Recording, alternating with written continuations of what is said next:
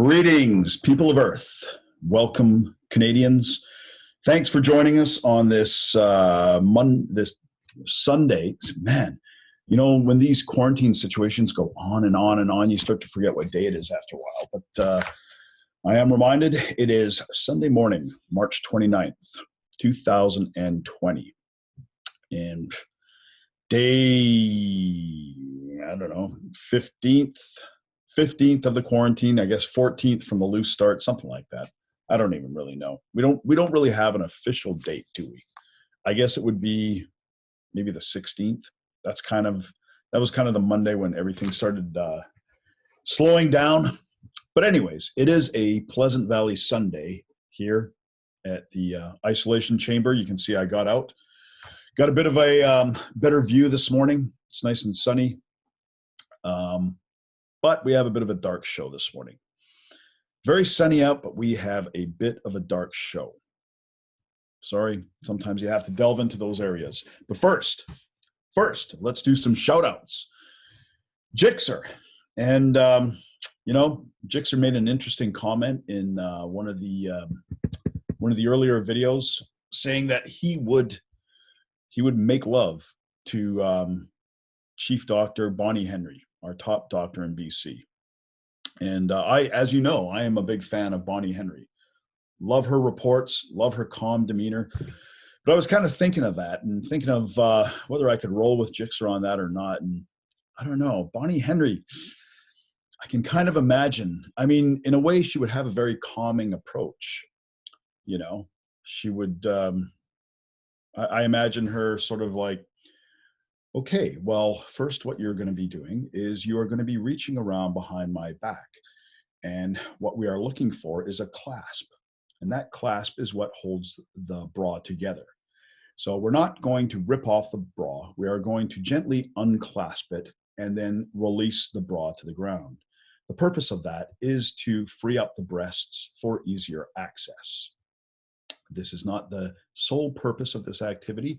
It is, however, a necessary first step. That's kind of how I envision Bonnie Henry. But hey, I'm not going to knock her. I'm not going to objectify her unless I guess I just did, but blame it on Jixer. So shout out to Jixer.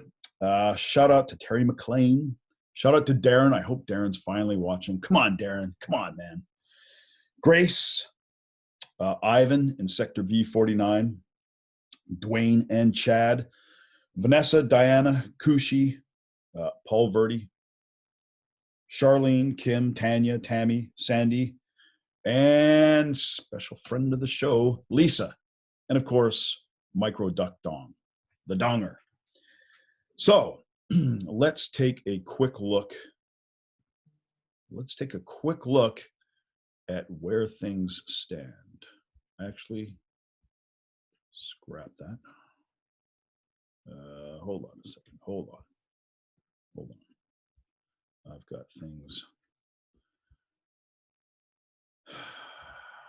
got things going on here. Nope. Wow. The show is off to a rough start. Rough start this morning. And I guess this is because of the distractions. All right, so let's take a look at our cases. Refresh as always.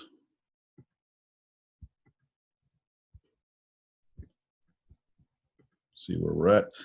Okay, so we are looking globally at 702,368 coronavirus cases, deaths 33,178. Go through country by country. The U.S.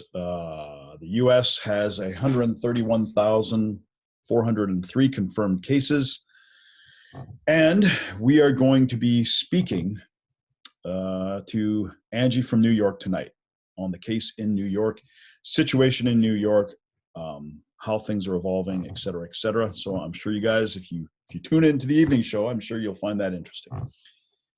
Italy, 756 new deaths.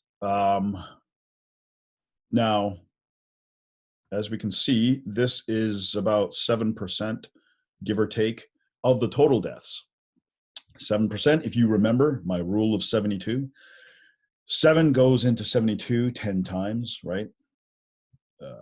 So that means the rate of death is now doubling every 10 days at this current rate. So we would expect 21,000 deaths by around April 9th.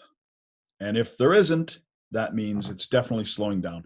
And it already has slowed down from the previous rate of where we were looking at a doubling every 6 days. So Italy has slowed down. Italy is definitely the global hotspot in terms of lethality, if not overall cases. China, again, we're never really sure with their numbers, but their cases are kind of minimal. Spain is another one. The new deaths are now less than 10% of the total deaths. So that would indicate a slowing down in Spain. Germany, yet another one. Based on the numbers, I think from 3 days ago, we were able to predict that Germany would hit 500 cases by March 29th, which is today, and they are in fact at only 482 cases. So this has slowed down slightly as well. Places to watch, places where they are sort of still in the thick of the escalation phase would be the Netherlands, Switzerland. Well, even Switzerland looks like it's slowed down a little bit. Belgium, Turkey, and Austria, and maybe Portugal as well. So, I mean, there's some of those places. Portugal didn't even get their first case until March 1st. So, I mean, this may still be escalating upwards. But I am prepared. I am prepared to make this very, very bold claim. I am prepared to say we are at the peak acceleration of the fatalities. Again, the number of cases, that depends so much on testing, the rate of testing. If you test, 10,000 people a day, you're going to get way many more new cases than if you only test 1,000 cases a day. But of course, that doesn't mean there's more people sick. That just means you're uncovering more, right? So really, deaths are kind of what we're looking for. We're not looking for them, obviously, but they provide, I'd say, the best indicator. And those are trending down, or de-accelerating might be the best way to say it. We'll continue to watch Italy, see if things spike there, but it looks like it's de-escalating. So over to our own beloved non-nation, I guess, or post-nation, Canada. So we are at about 5,600 cases. Not a whole lot has been reported since last night. British Columbia was the early epicenter of the COVID-19 virus. But now we are kind of slipping behind some of the other provinces. Quebec and Ontario are way out in front of both deaths and transmissions. And one thing to watch, if you were watching yesterday's show, one thing you can observe is that most of the deaths in British Columbia have come from the Lynn Valley Care Home. And this is an old folks home where sort of a lot of people, to be frank, are in their final stages, as it were. But not immediately doomed for death, of course. So there was an outbreak there, and it was especially lethal. But they are actually testing hydroxychloroquine. I don't know. I'm butchering that name. But anyways, it's the malaria drug. They're testing that out. So, I mean, maybe we'll have some good news out of there. Overall, in Canada, we're at 5,800 cases, confirmed cases, that is, and 63 deaths. Close to 500 people recovered. So I am going to go out on a limb again and say for Canada, I think we've reached the peak. I think we have reached the peak in Canada at least of the transmission and the fatalities.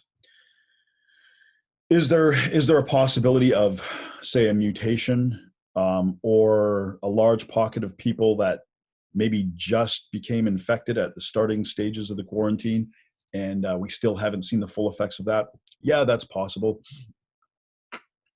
but I think it's largely, I think it's unlikely, and I think we are going to see, we're going to see a slow de-escalation of the fatality of this virus. So, problem solved, right?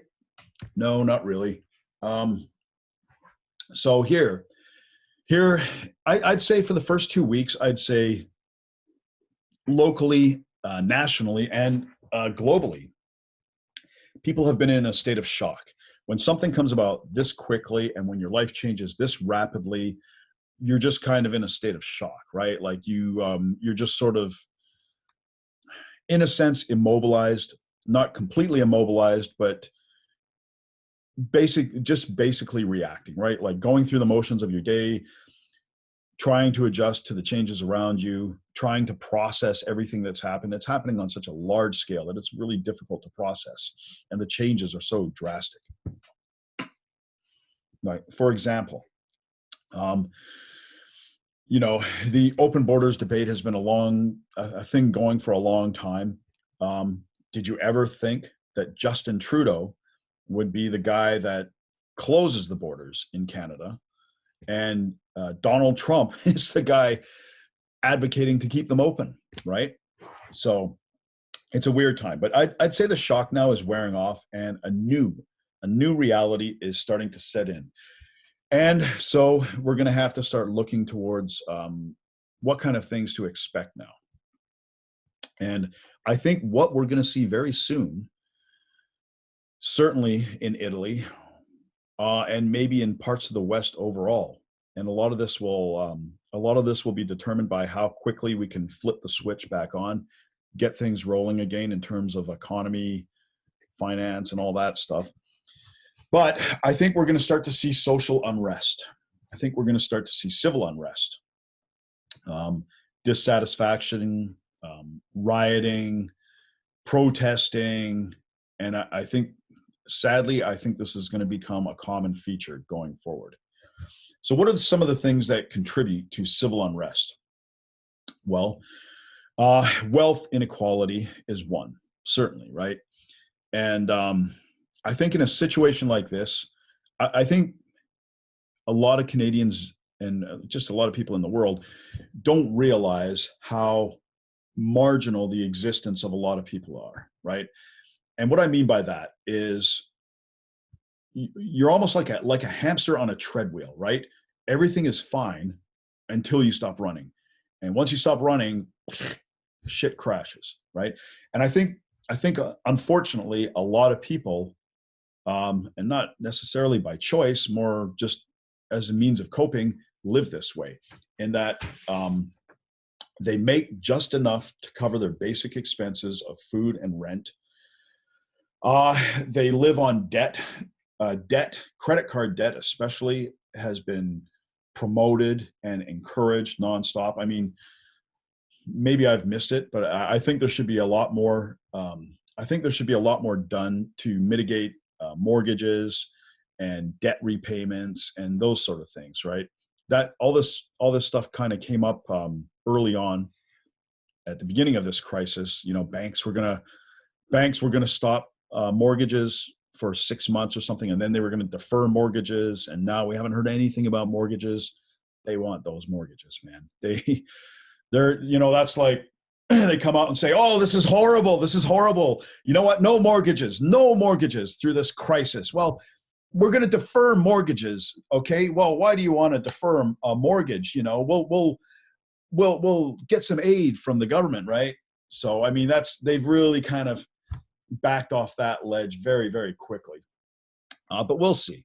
But anyways, the point is that a lot of people are living almost, even with a good standard of living. This is not even considering people that are poor, that are homeless, that are living in what you would call a poverty situation, or just a subsistence situation. A lot of marginal existence, right?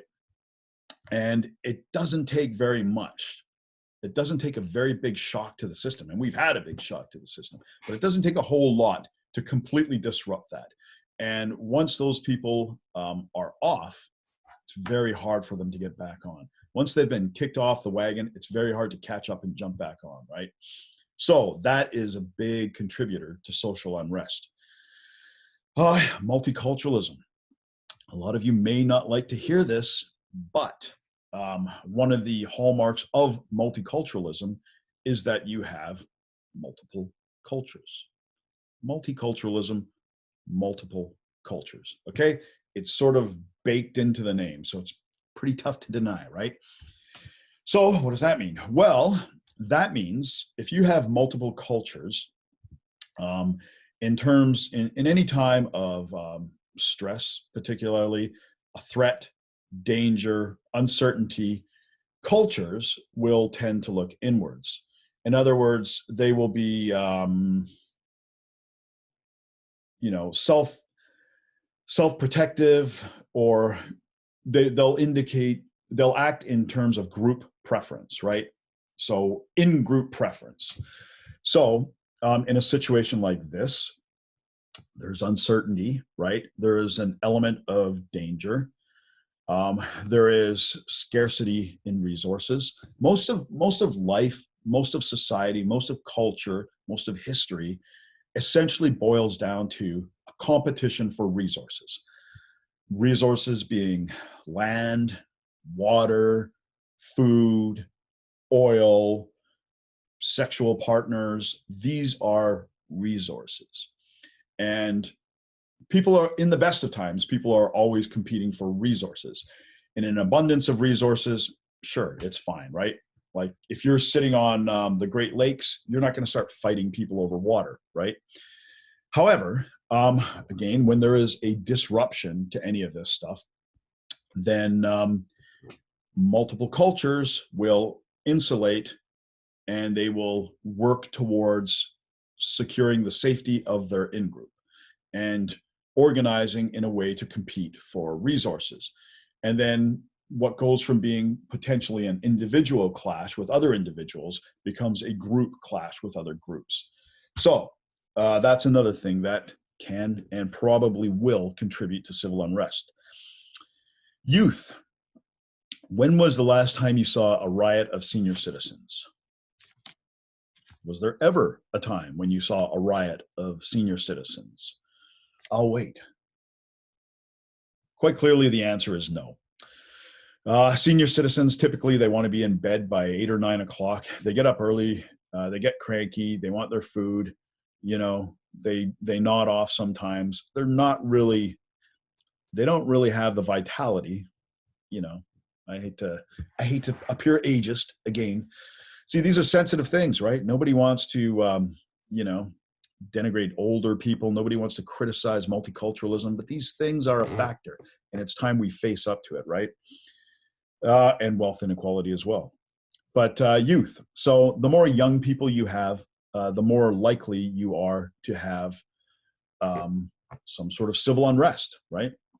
And this will be a much bigger problem, particularly in the Middle East, if they are severely affected by these sorts of things, particularly in Africa.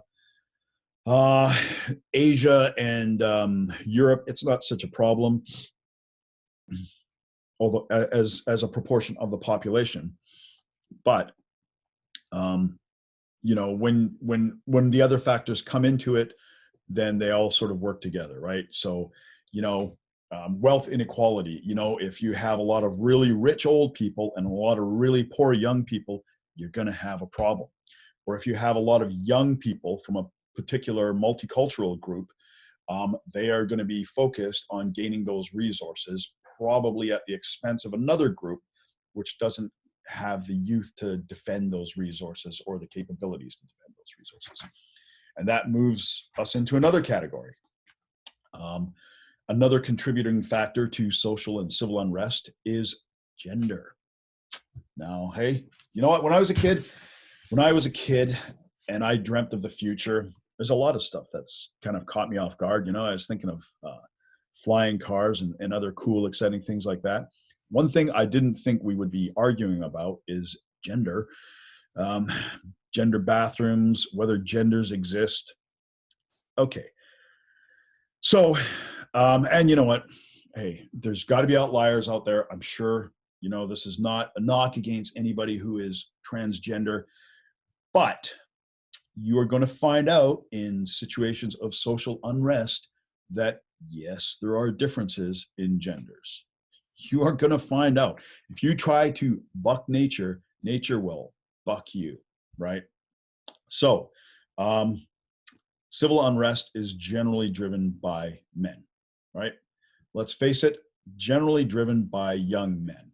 Okay, so once again, all these things kind of work on each other. If you have a lot of young men who are poor and in competing groups, that's a problem. Corruption. Corruption is another big factor. Corruption corruption feeds into a general frustration. If you look at a chain, and this is in an individual and in a society as well at large, right? There is a chain of emotional reactions. So anger comes from frustration. If people are acting out in anger, it's usually because they are frustrated at something. Frustration comes from a lack of control. And a lack of control is generally what you see on the people that are marginalized, right? Poor, wealth inequality, all this shit. And once they perceive corruption, once they've uncovered and identified, and let's face it, corruption, it goes on in every country. It takes different forms, right? Like, um, Eastern countries, like maybe Eastern Europe, the Middle East, India, places like that, the corruption is much more direct, right? Like, let's say if you want a license to do something, hey, go down there and pay this guy and you'll get your license. And on the surface, that appears more corrupt. But it's actually more egalitarian because, okay, you can actually get stuff done and it's pretty clear and it's pretty somewhat transparent, right? Whereas in the West, particularly in the Anglosphere, we have a very obtuse form of corruption. Corruption comes at the very highest levels, right? Like companies are hiring, a politician's wife or a politician's husband or a politician's child, or they're hiring that, promising that politician a job after he leaves. And in turn, they get a contract. This money is kind of created and doled out, and it goes to a certain select group of people, right? So in many ways, the corruption here generates greater frustration because it's visible, yet the path to get to it is invisible, right? There's propaganda in the media that kind of reinforces all this stuff, and you just can't get to the process. So that breeds frustration. Frustration breeds anger, and anger will boil over with corruption, especially if we start seeing the government screw up in their relief, or if we see certain companies and certain people benefiting more from the relief, these kind of things, right? And finally, and there's probably a myriad of other things, but I'm talking some of the major things here. But a services vacuum. So people, particularly in the West, they want law and order, right? This is why measures like 2 gallons of milk at a time, or 1 bundle of toilet paper at a time, a lineup, a spaced lineup, all of this stuff works, right? But there has to be, even if it's gentle, there has to be some reinforcement. And if we see the companies start to break down with their level of enforcement, very quickly, it will generate into a free-for-all. And if we see other first responders like police, maybe cities go bankrupt, right? Maybe cities can't afford to keep as many police on staff on a permanent payroll. Maybe they have to outsource to security companies. Maybe the police union does not want to expose their people to the virus, et cetera, et cetera. If we see a services, and it's not just police, it's other services as well, like sanitation, garbage collection, recycling, power, utilities, all these things. If we start to see a collapse in services or diminishment even of services, this will create social and civil unrest as well, because it creates frustration again, and we go through the whole myriad of things. So just to reinforce this point, and this is something we have to be really watchful for, because I think this is going to be coming within the next 2 or 3 weeks. So let's look. Yes, my hunch is correct. Other people are kind of seeing this as well. Pandemic-related unemployment shutdowns are a recipe for social unrest. This is from Reason.com. There's huge concern as forecasters expect the U.S. unemployment rate in months to come to surpass that seen during the depths of the Great Depression. Sorry, I have the hiccups. I don't know why. But yeah, the United States, I mean, that's unfortunately, I think a few parts of Europe and the United States, and Asia will weather this because they have a lot of dictatorial type governments, and they have monocultural type societies. So you won't see this in Asia, maybe Hong Kong, but it's pretty unlikely. You will see this in the United States for sure, and definitely parts of Europe, maybe Canada. Canada has a few other things, which I could get into at a later date, but could the stalled economy we've inflicted on ourselves in a frantic efforts to battle the COVID-19 pandemic lead to civil disorder? History suggests that's a real danger. Around the world, high unemployment, stagnant economic activity tend to lead to social unrest, including demonstrations and other forms of potentially violent disruptions. It's a huge concern as forecasters expect the U.S. unemployment rate to drop. 30% unemployment. That's not good. That is a disaster. You do not want a lot of broke, young, angry men with too much time on their hands. They got to be in productive situations. What else? From EN. I don't really know this website. en.as.com. Social unrest spreads in Italy as coronavirus lockdown nears 4th week. Now, it actually isn't even the virus in Italy, I would say. I would say it's more a result of the lockdown and a result of the economy and the shutdowns and the paranoia. There are reports of altercations as people steal food and struggle to get money as the COVID-19 situation shows no sign of improving in Italy. Now, let's be honest. If all the grocery stores were closed and you had moved through, everybody told you not to panic buy, so you didn't panic buy, and you just got a few items, what you would need to get you through a few days, and then everything shuts down. Would you not consider stealing food? Are you just going to sit in your house and starve to death? No, probably not, right? Widespread reports of unrest in Italy as patience with the coronavirus lockdowns runs out, with people having run out of food and money. The COVID-19 outbreak in the country shows little signs of having turned the corner. I disagree with that. What's the date on this? What is the date? Oh, this is the 29th. This came out today. So I think it has turned the corner. I think it's going to start slowing down now. Videos are appearing on social media of people struggling to cope with the effects of the lockdown. In Palermo, Sicily, police have been forced to head to supermarkets after reports of people stealing food to feed themselves. And of course, this is just going to spur a longer and harsher lockdown, which will play off itself, which will drive people more insane and make people more desperate. So, I mean, you can see this is it. We have to avoid going into a reinforcing spiral here, right? The next phase of the COVID-19 pandemic could be a flare-up of social unrest. This is from Zero Hedge. This also came out today, just an hour ago, 2 hours ago. Millions have lost their jobs, economies have crashed into depressions, and the military is being called up to maintain order. The Federation of Red Cross and Red Crescent Societies warned that riots could be imminent in low-income neighborhoods as extreme wealth inequality has left households unprepared and without a cash buffer to weather the economic downturn. All right, so I mean, you know, that's something that we all have have to look forward to now, right? I mean, that's coming. And this is more a result. This is more a result of just, the draconian measures, right? And I'm not saying they're not warranted. I'm not saying that at all. But I am saying that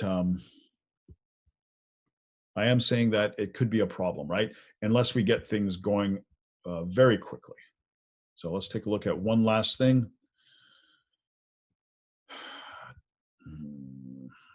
One last thing here. Shut down, closing schools, restaurants, and implementing curfews. One of the more sinister sights, queues of customers lining up to panic buy weapons, fearing civil unrest and riots. Forget toilet paper. In America today, they're lining up for firepower. We're just concerned that people might be getting a little crazy. Anthony Gordon among dozens waiting for hours outside this gun store in Los Angeles. Yeah. I've always been on the fence about owning a gun, but we had a family discussion about it. See, that's the thing. Instinctually, right people know what's coming, right? Preparing to protect themselves in the event of civil unrest. And while the president moved to reassure the public, relax. We're doing great. Well, I don't know if that's going to do it. Relax, we're doing great may not be sufficient. But you know what? If you think this is uniquely an American problem, please think again. This will happen everywhere where those conditions I outlined are present.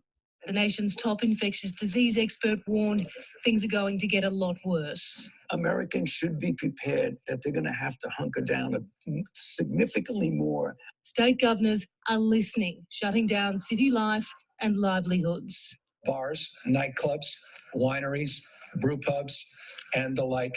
All right, so we get the point. So yeah, that's another thing, right? I mean, the weapons are the hot item now after toilet paper, right? So it's coming. People instinctually know as we move past the shock of the system, the new reality is setting in, and we're still seeing shortages on shelves, right? So I'm going to say this is another out there kind of opinion that I know people are going to take some exception to. But I would say that we would be much better off if we tried maybe one more week, 2 at the absolute most, but we really have to flip the switch and get back to normal as soon as possible, because the fallout from riots and from civil unrest and from just a general sinking of the economy is going to be worse than the virus. I will promise you now, and I know this virus is bad. I get it. It's very contagious, high fatality rate. I get it. But I guarantee you this will not be as bad as the flu of 1957. And there was no lockdown in 1957. There was only a lockdown in selected areas. So that should probably be the method here. I would say maintain quarantine for people age 65 and over. The rest of us, let's get back to normal as soon as possible. Because if we don't, shit is going to get ugly. Okay? Sorry, man. Sorry to be black-pilled after yesterday's white pill show, but we have to look at all possibilities, and we have to prepare for all possibilities. When you're caught off guard, that's the worst situation, right? So I will end it there. Sorry. But hey, tonight we're going to talk to Angie from New York and get an update live on the ground. Well, not live, but we're going to get an update tonight on the ground in New York. Okay? And remember, if we all stick together, can't nobody stand against us.